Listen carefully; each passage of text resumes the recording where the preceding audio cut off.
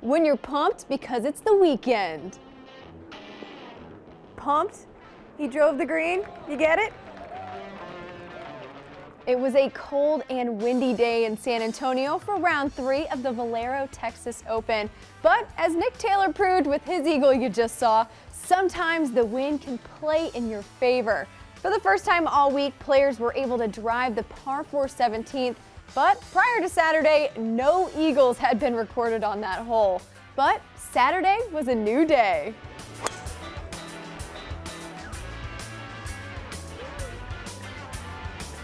Texan Ryan Palmer almost jarred it. But golf is hard and the wind was blowing even harder. Bye-bye, ball.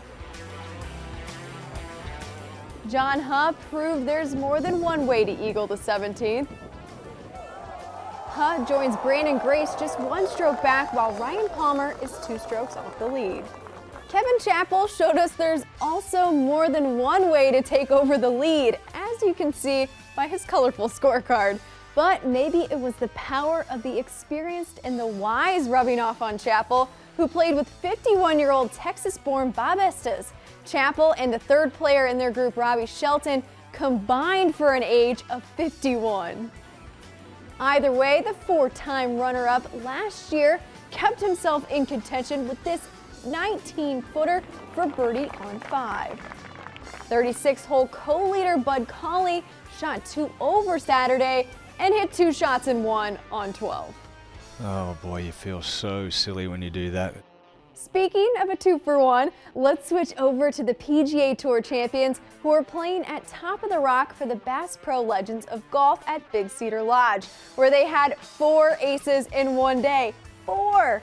In the team format, opponents Tom Jenkins and Duffy Waldorf traded aces in the same grouping to start us off with aces 1 and 2, but we were far from done. Well, we've got a lot of par 3s, and you would expect to see a hole-in-one. From 108 yards with a sand wedge, along came Rocco Medier on the 11th hole on the par 3 course, backing it up into the cup.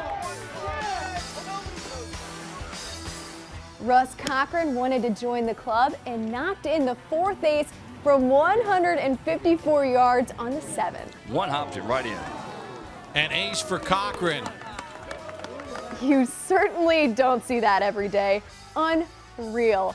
As they continue the fun on Sunday in Branson, the PGA Tour looks to crown its next champ at the halfway point in the season. You can follow the final round action of the Valero Texas Open on our PGA Tour social media channels, and I'll see you Monday for Trending on Tour.